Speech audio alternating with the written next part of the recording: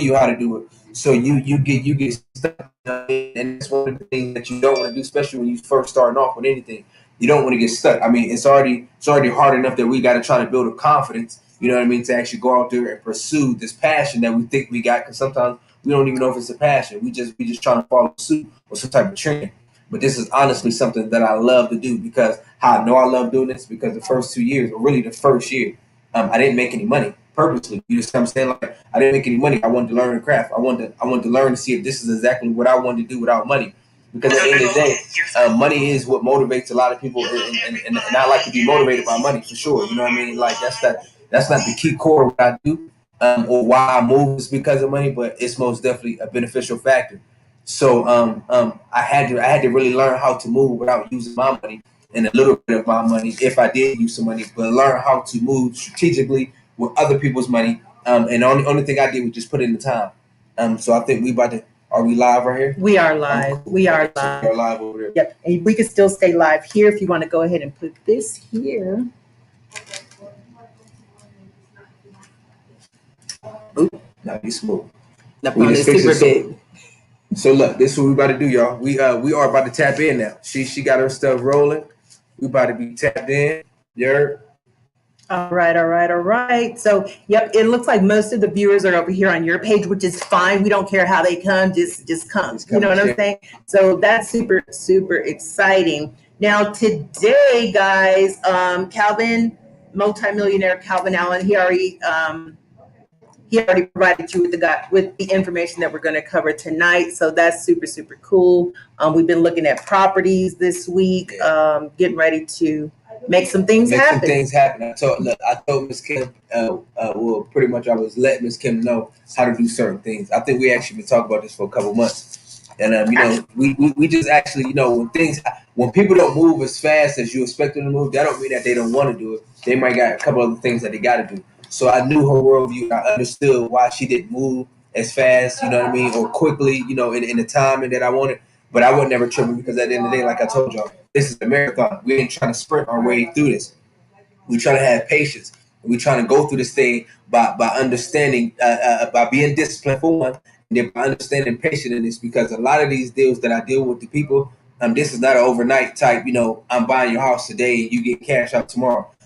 We like to call this a cold call. So when I'm calling the home buyers, the first time I call or my virtual assistants call, it is considered a cold call. So cold calls is not always good. I know a lot of people out here watching or will be watching it.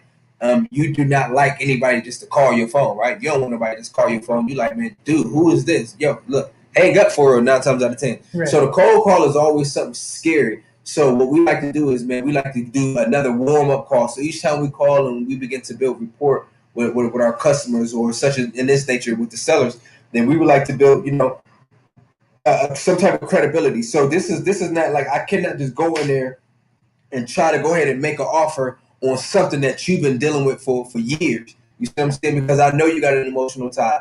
I know you've been dealing with this property for so long. But at the end of the day, I just want to see what's going on. So, like, let's say, for instance, when we went over to Mrs. Harris' house, right? Mm-hmm. Let me know what was your experience before I start telling people exactly what we did. What was your experience going into the house? Before we even got to the house, what was your experience? Like, how was you feeling? Well, my experience, first of all, is I kind of handled her. I didn't want her to be a cold prospect. When I called her a couple of days in a row just to familiarize ourselves, you know what I'm saying? Just to get a relationship, to make her comfortable, because she is an elderly lady and she lives by herself. I wanted her to know that I'm cool like that. You know what I'm saying? So I didn't just go in like, oh, we trying to buy your house or whatever. She's actually holding her house because she only wants to sell it to somebody of color, because her aunt went through the struggle to get it. But as far as the experience, Calvin made it so comfortable because he kind of let her do all the talking. He didn't do any of the talking, and he just got to get to know her. She fell in love with us. She's giving us gifts at the end. Yeah. She really, really wants us to buy the property. So my experience was great, other than my high heel shoes I had on. Look, those shoes is fine. But let me tell you something. Miss Kim, look, and this is off the subject, but we're going to get right back onto it. Miss Kim is about 6'8", right? No. With those high heels. 6'8", tall glass of cold water, y'all. Listen to me.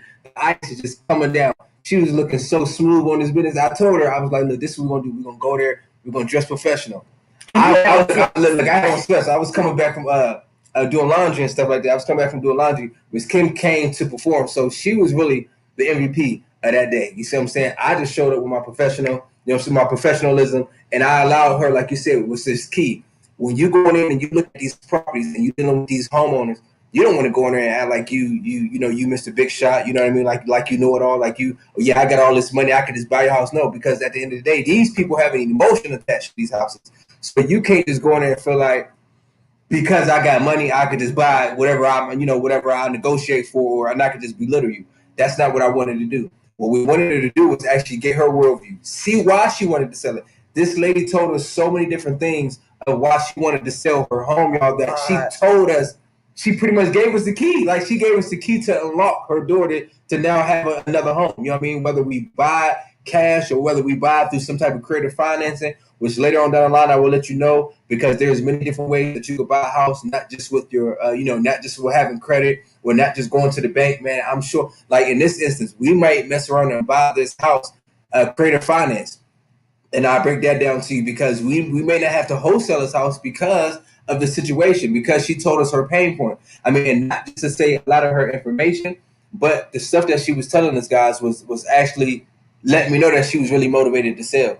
You know what I mean? I mean, one of the things that she said for sure is that, she just had heart surgery, right? Yes. Had heart surgery. So here in Colorado, the elevation is actually it's a whole lot different. So because she really can't breathe, like she want to breathe, so she want to go to hot Atlanta. So if anybody's in Atlanta watching this, and I could go buy some house in Atlanta, but if we could JV, I mean joint venture, and we could do some stuff, reach out to somebody, reach out to some homes, some investors, some wholesalers back in Atlanta, because that's one of the main things that she was looking for. If she could find a house or property in Atlanta, big house. Right, yeah. She want a big house. She probably need it. She don't need it. You gotta think when you get to a certain age in your life. True. That 4 or 5 bedroom, and she's by herself. Like I said, I'm a real investor. I'm gonna tell you the truth, whether you want to hear it or not, and it's just up to me to be, just transparent. She don't need a big house. That's like how she got right now. Right now, what was that? A 4 bedroom, four bedroom, 3 bathroom, 3 car garage, 3 bathroom. But the thing about it is she's so attached to not only her house, because it belonged to her aunt that fought for a Black person to be in that neighborhood. Can you tell them the story about this? Let me see how we use this. She has all that stuff she doesn't want to depart from. No, she don't. Not even a piece of cake. No, you know what I'm saying? She want it all. And it's going to be, so that'll be something that you can help her with, because Calvin has an idea to help her either move, skim it down, or invest in moving it for her. I don't know. That's something you do.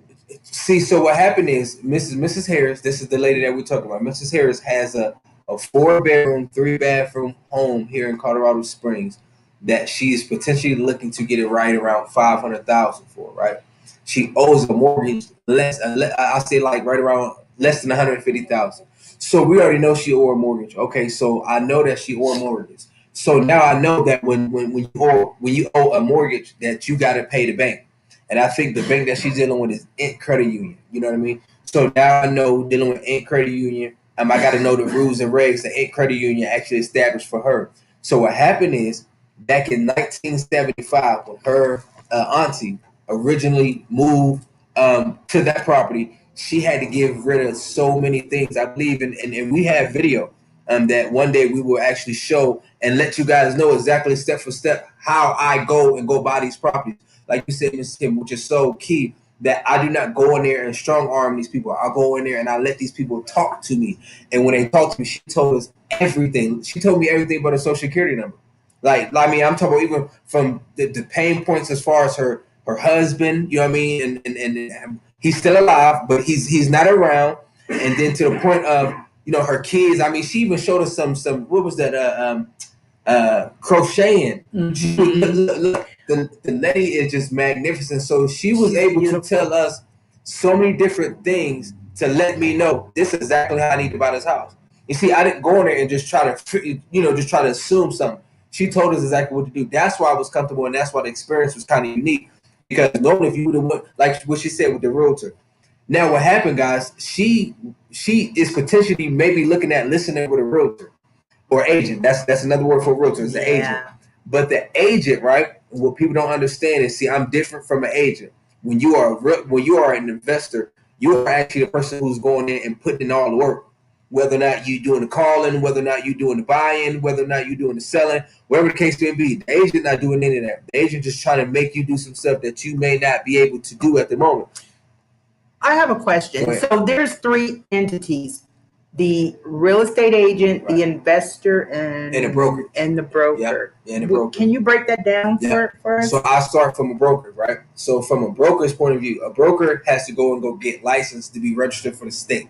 When a broker get licensed, now they can have what we call Keller Williams, you know what I mean, Hannah Howard, things of that nature. Those are brokers. So those are people who actually have a foundation to create what we call underneath them realtors or agents. The agents work for the brokerage. So now that's why you have Keller Williams, and they got several different teams underneath one name. So the several different teams comes with, like some type of management of let me have realtors. So now you got an agent, a realtor who is an agent, and what they do is they split the commission. So the agent goes out and he or she represents the brokerage, right? And they also represent the seller or the buyer, whatever whoever calls the agent and let them know, because an agent can represent the buyer, somebody looking to buy a property and somebody looking to sell a property.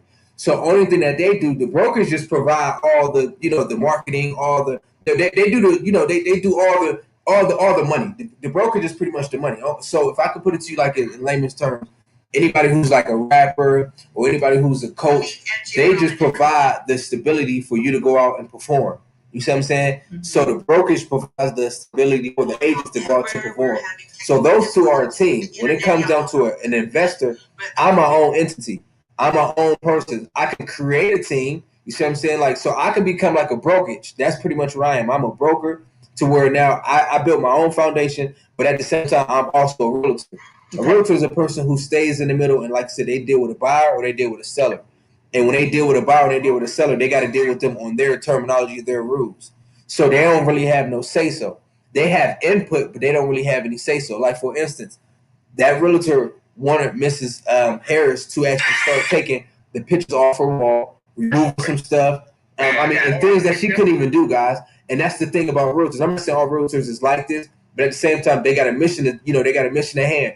Because for them to list your house, they pretty much know what the house is going to sell for. Mm-hmm. So they want to pretty much get your house in a condition and look to par. So therefore, when they put it up on the internet, on the MLS, then they know they got a buyer. They know they know they got somebody that want to sell, whatever the case may be. So their job is to go ahead and eliminate every little thing that you don't want in your property, for them to actually pretty much show like this is a good property. So they wanted her to take up all her pictures off the wall. This lady had pictures from what was it, Dubai and Arabia. Listen to me, all her clothes was tailor made. And her auntie was in Japan. Yeah, right? Her auntie was in Japan. The house was immaculate.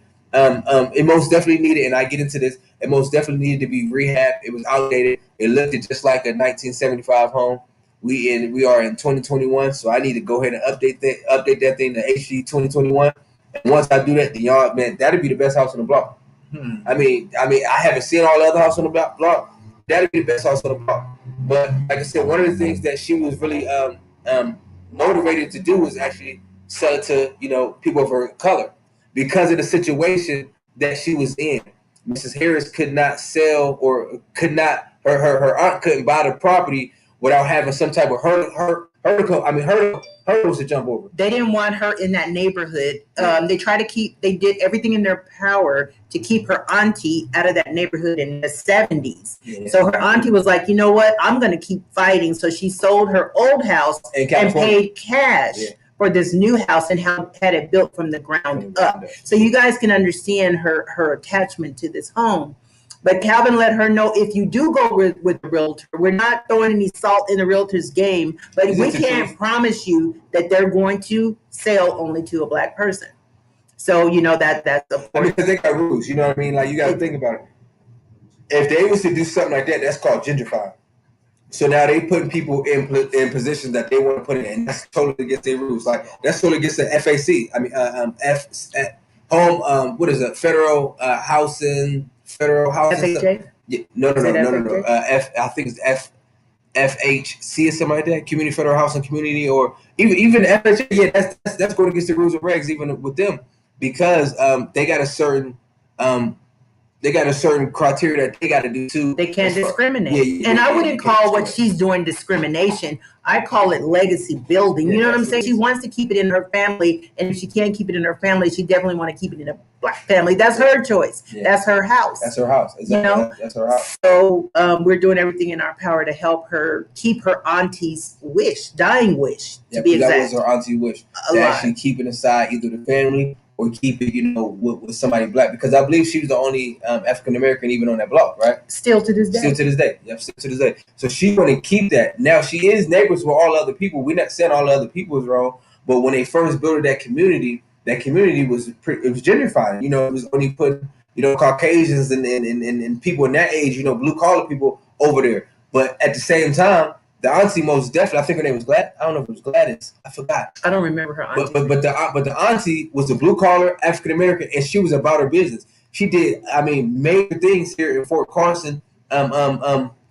military base. And she provided. So she made more money than everybody pretty much around the area, because she was the only one that had to go through all the stuff she went through to build her house. You see what I'm saying? Like, she got her house built from the ground up. Even when we walked, through several places in the home, there were several different little hiding places and extra cubby rooms. The lady most definitely built her house to her own liking, but at the same time, it is most definitely beneficial for whomever to get their home, right after that. So what me and Miss Kim is trying to do is, I most definitely took her out on a property, a property with me, which is actually her property. She called the lady, she talked to the lady, she asked the lady questions, she got us to go and look at the house. And I said, okay, now once we do that, then everything is pretty much, on me. So when we got there, she showed us the whole house. So I think we got there around like 1. We didn't leave to about 3, right? We was there for a couple hours. She most definitely is motivated to sell. She just got to go through a couple of things. She did tell us a couple of things that she, that she may be worried about, but at the same time, that's the point of me being an investor, because the agent cannot do what an investor could do. They can talk all that. Well, who makes the most money? Oh, I do. Flat out. Like, the investor. Yeah, the investor. Yeah, because the agent got to split it with the brokerage. So normally, if you say like with the agent, they got to get like a 6% commission. So they got to split it 3 and 3. So why? Because the brokerage is actually supplying the whole, the product, everything, the marketing. So the only thing the agent is doing is just representing you as the home buyer, you know what I mean, or the seller. They just put the information out there. Other than that, they don't do anything. You know what I mean? Like, they don't know numbers. They don't understand how to go ahead and talk to these people to get, they don't know how to, some of them do, but the ones that do know how to do it, that's what they was well educated. But a normal agent, they don't know how to structure a deal. They don't know how to go in there and talk to these people to see whether or not they're motivated enough to actually sell their home. And they don't know anything about creative financing, which I'm about to get into today. Last week I was talking about wholesaling. If you got any questions about wholesaling, guys, please let me know. Put it on the screen and let us know, any questions you got about wholesaling. But today I might talk about a little bit about creative financing, because that's the way that I believe we may go with this property. How do we buy properties without using no credit, without using no bank, and just leverage? You see what I'm saying? Okay. So, and the reason why I want to talk about creative financing and the way that we can possibly do this deal, Ms. Kim, is because this deal is going to show you how you can get your first home without trying to put up no credit. You know what I mean? Because I do know that was one of the things we talk about with you. You want to at least have and this is the rules. These lenders and banks want you to have a different type of credit score. Like, for sure, you got to have at least a 680, 720. 680 to try to get something, but a 720. They didn't raise the bar for us to try to go ahead and buy property now. Because too many of us now have that 620 qualifying credit score. So now they slided the scale, trying to make the hurdle higher for us. Yeah. But you know what? You got to stay ready, so that way you don't have to get ready. And when you know how to orchestrate and structure a deal, and that's what makes me different from everybody else. So real quick, I'm gonna tell you what makes me different from everybody else that you're gonna honestly see is that I come with many different options. When I first started doing wholesaling and I started learning and watching people do wholesaling, Ms. Kim, they only had one option. Their only option was a cash offer. Mm-hmm. If I can't buy your house for 70% discount or 30% discount or whatever type of discount, then I'm gonna pass it. I had many options.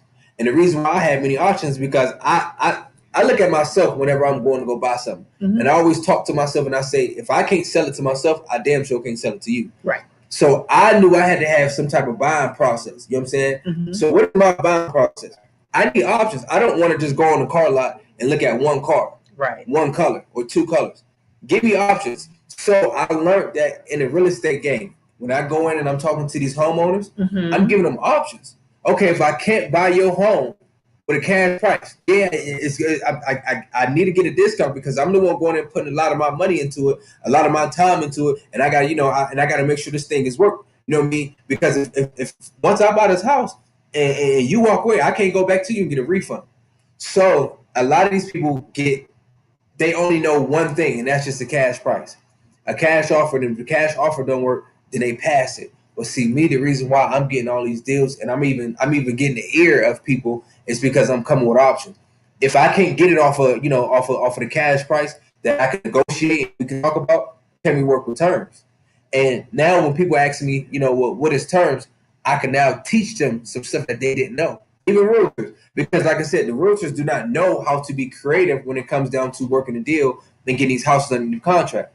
So let's just say, for instance, real story, Mrs. Harris, let's jot down some facts. When you go in and you're going to buy these properties, you got to remove your feelings. Remember, they got to feel emotional attachment. Right. You got to deal with the facts. The fact is that she did not want to be in a home alone. That's a fact, right?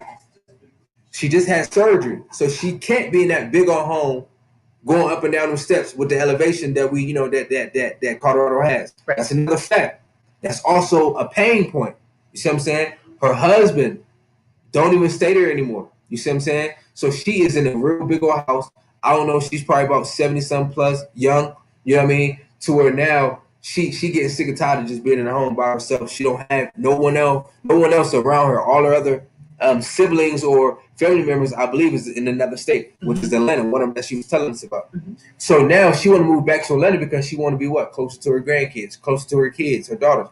So now that lets me know, okay, and one of the things you asked, well, how fast are you looking to move?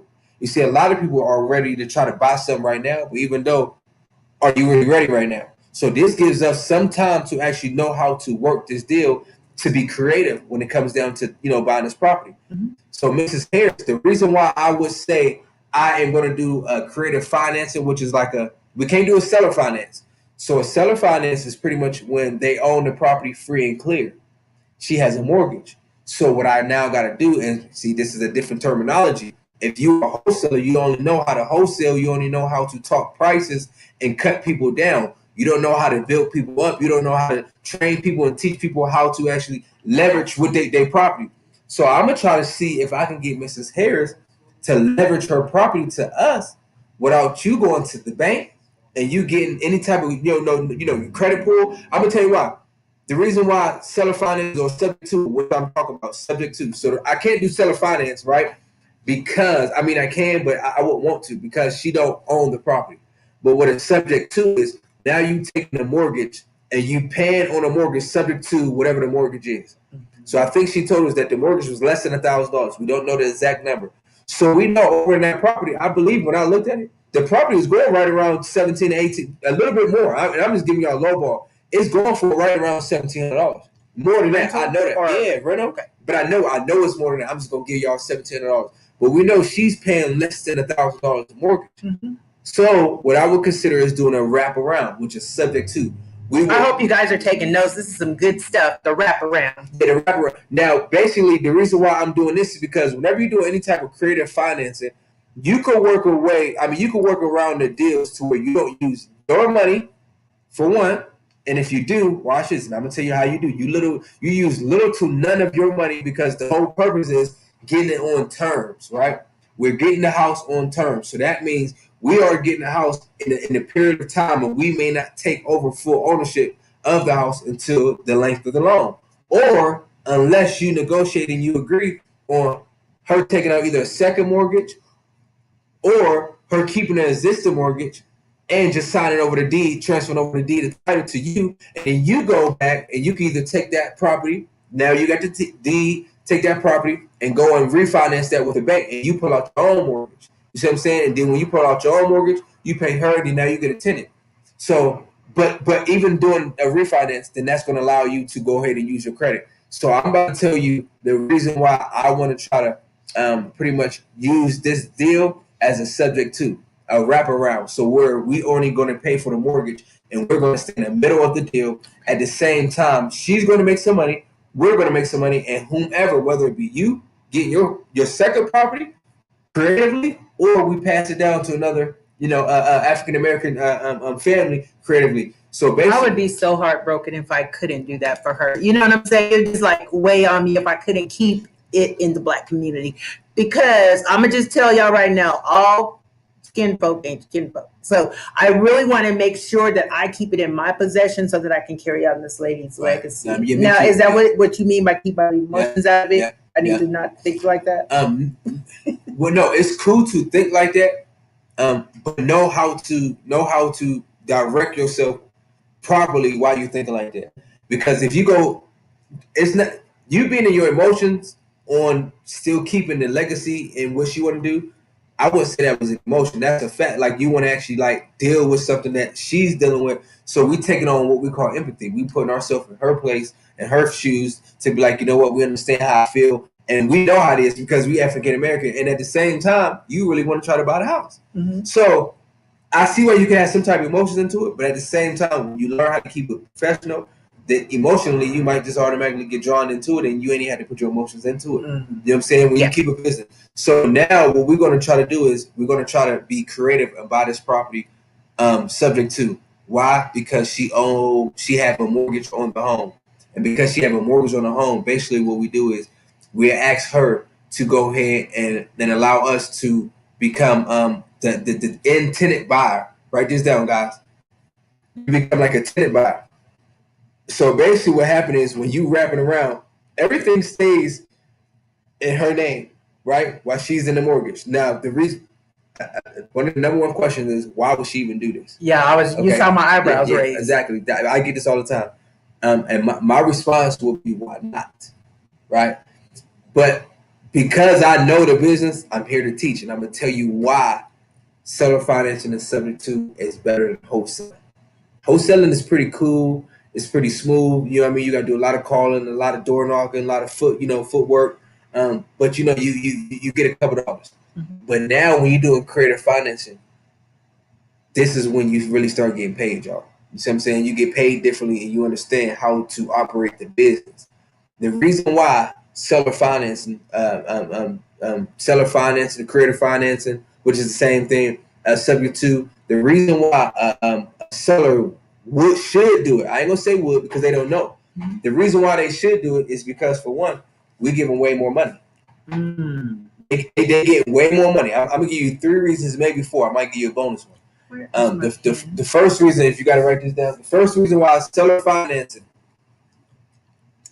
or doing a subject to, a wraparound, subject to meaning that we are buying a property subject to, we are paying subject to the existing mortgage. She already has a mortgage on his home. So why would she keep the home in her name, right? Why would she allow us to go ahead and transfer, title and deed? Why would she even trust us, right? So that's a question. True. Like I said, people want to know, and I'm gonna give you the answer. It's because, for one, she's actually gonna get more money when we do seller financing or some type of subject to. And I break that down how she get more money. So let's put it down. The first one being why you want to do seller financing or some type of creative financing, whether it be subject to, whether it be like I said, seller financing, is because they are going to get more money. Okay, get more money. And I will break that down. Number 2 is because we are dealing with a pain point. Mm-hmm. Okay. Number 3, I think this is my favorite one, but they all good. Number 3 is now we get to help her save on capital gains. She ain't got to pay the taxes. Oh. And see, and this is what people don't understand. And that's the big, to me, the first 2 is excellent. Mm-hmm. But knowing what I know now in the business, I'm helping you save up on taxes because the first time, and like I said, I can give you a bonus one. You want a bonus one, but those 3 right there is the 3 reasons people wholesaling. They're not going to tell you this. Other people may not tell you this. Why? Because they don't know. because they really don't do it. I had to come to the knowledge of knowing that these three main things that I just broke down to you, or I just let you know what they were, which was the first one is they're going to get more money. This is why people will do some type of creative financing. And whenever somebody asks you, well, why would they do that? Why would they give you, their mortgage? Why would they keep their mortgage in their name? You know what I mean? And another reason why they would keep their mortgage in their name is because we're going to help build their credit. Think about it. Watch, that's four. I could keep going, y'all. A bonus. I could keep going because this is creative, but people don't think like this. And that is actually going to be, all of this is super beneficial to her. And I'm gonna give you the two differences of what a wholesaler would do and what I would do, and the reason why I'm killing wholesaling. Like, this is why I like you guys, whoever wholesaling, I love you, and it's sweet. I started that, I still do that, but I understand how to pick my poison. Mm-hmm. When you just only know how to wholesale and you don't understand real investing, you're gonna lose money. You're not going to be able to do what you need to do, and then you're going to always pass up leads or deals that you could potentially be making hundreds of thousands on. Awesome. So we're going to go ahead and take a little time to reset, y'all. We're going to reset. We are coming at you live from the frequency of Colorado. Lady Latinas in the house.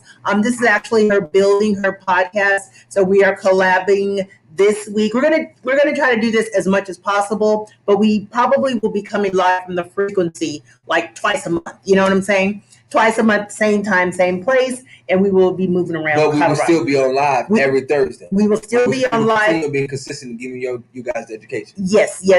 And if you guys have any questions, please drop them in the comments. Let's go ahead and answer your question about the creative financing that multimillionaire Calvin is explaining.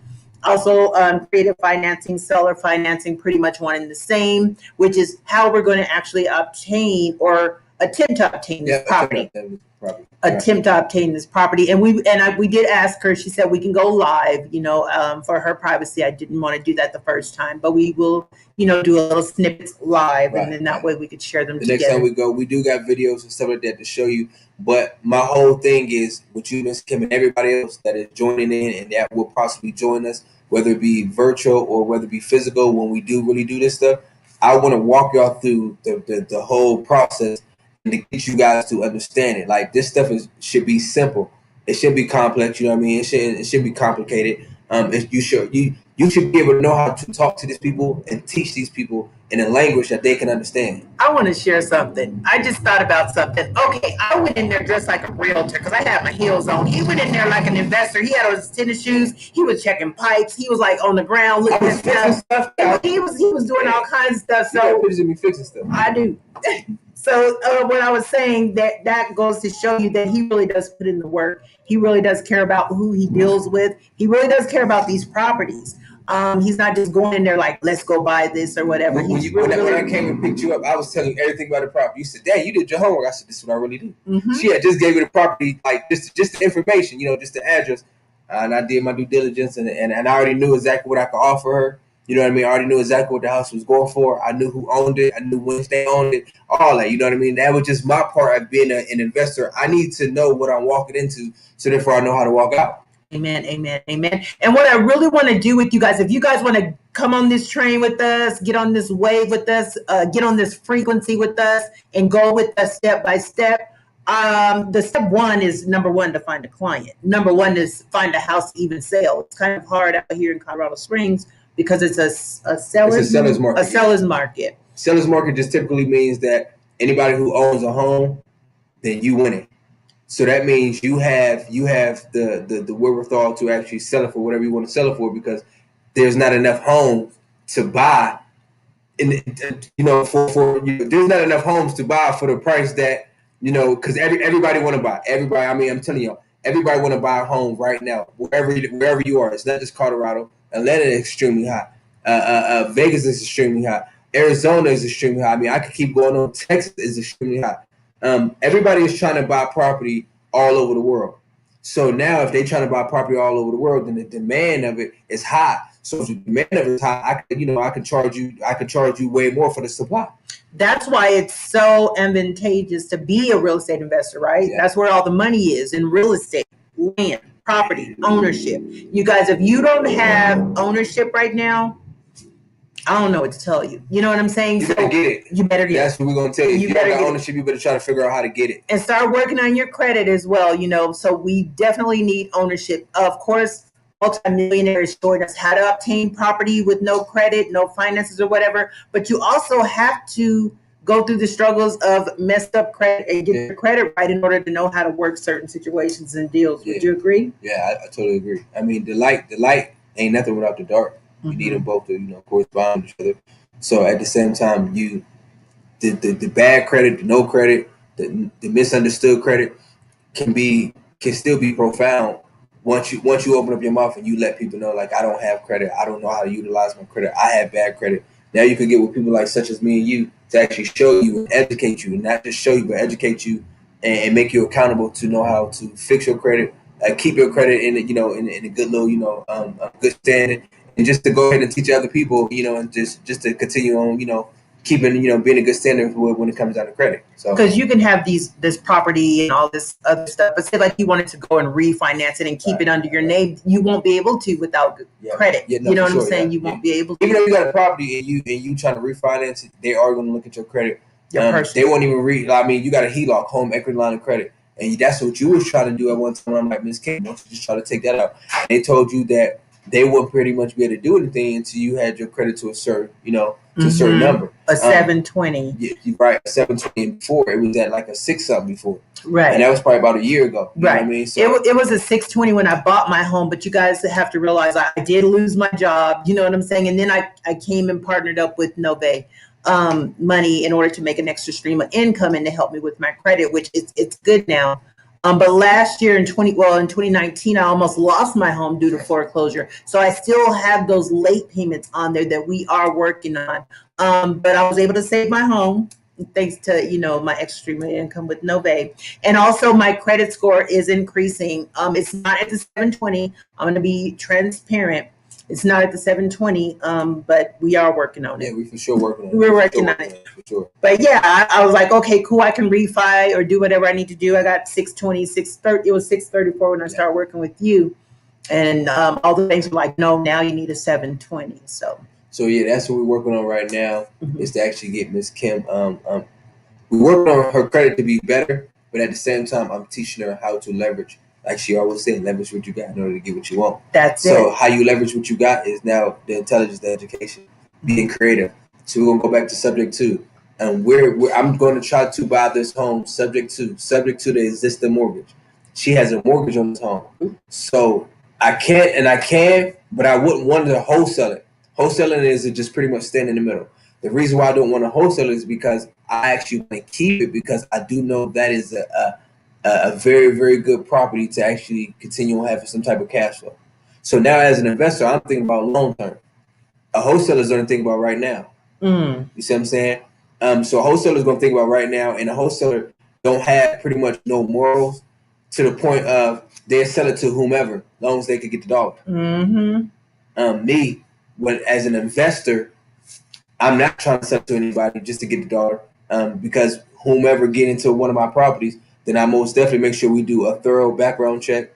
We you know what I mean? We ask them certain questions. We do the whole credit check. Like I credit check them. I'm gonna tell you that right now. Right. My property manager will credit check these guys or women to actually get them in our home, because at the same time, if I'm doing it creatively, like I'm about to explain to you guys now, then originally, yeah, I control the deal of the house, but at the same time, I'm sharing the house with somebody.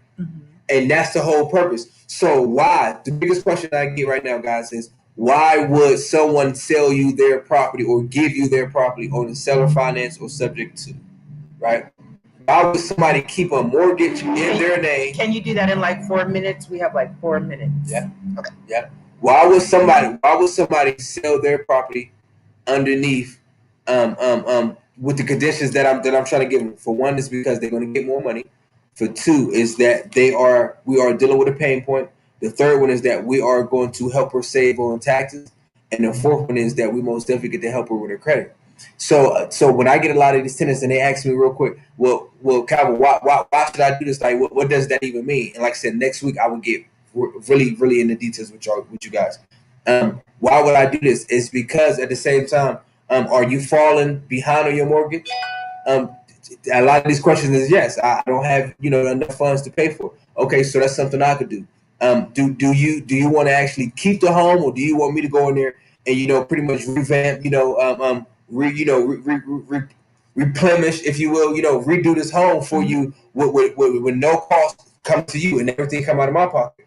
Well, yeah, I could do that, Calvin. And let me ask you this: would you prefer me to give you a down payment?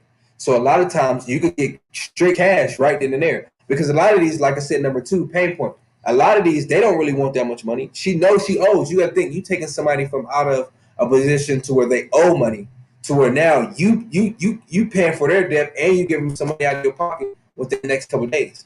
Ooh, that's kind of hard to say no to. So for her, let's just say, like, real quick, if I offer her, even though now these is facts, the homes over there are going for right around 482,000. She asking for 500,000. Why? Because I believe she wants a couple dollars in her pocket. Well, it's not cut in stone yet. She hasn't even drawn it. Right? Yeah, no, she haven't. But at the same time, the reason why she feel like that is the price is because the agent told her that, and the other people homes over there is going for that. But at the same time, Mrs. Harris, let's do a reality check.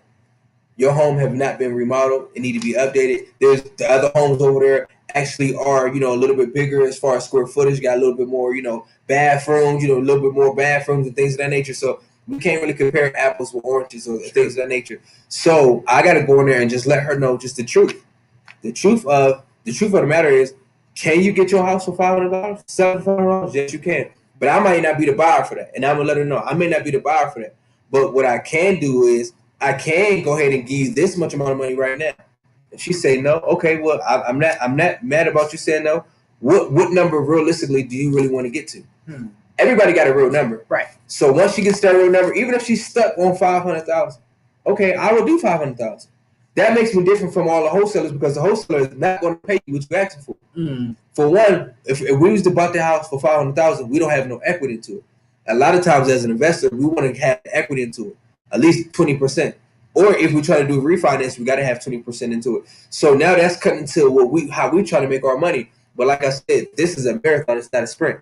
So I look at this opportunity as if we could work with terms, everything is possible. Right. Not anything, everything is possible. So look, guys, I want you guys to tune in, and I'm gonna stop right there. Right, tune in, get your questions, so I can answer them next week, and I will go further into subject to and seller financing and what's the difference. There is a difference. Everybody think that they are the same. They are different, like night and day. And once we break that down, I'm gonna show you guys how creative you can go into these guys' homes, right? Without you not taking anything. She gave it to us, right? She pretty much gave us her home verbally. Only thing we gotta do is come up with something that's gonna actually get her out. You know what I mean? So right now I already got an extra strategy, but I'm just gonna exercise that and explain it to Mrs. Harris. And once we do that, we should have another update for you guys. But next Thursday, I need you guys to tune in, get your questions ready, so that we can get some answers. And you do not want to miss this, because I'm going to show you exactly how I buy a lot of these houses creatively without no money, if little to no money, without no credit check, without no bank loans, none of that, y'all. And we going to keep it rolling. It's your man, Neighborhood Cal. You already know. Grandma said we're going to be respected. Amen, amen, amen. So I hope you guys were taking notes. What I got out of this is step 1 on the creative financing process of it. Step 1 was actually going to meet the person and making them comfortable. Yeah. Step 2 is going home and analyze what you got. And then step 3 is delivering. Yeah. Okay, that's what I got with my notes, y'all. What'd you get?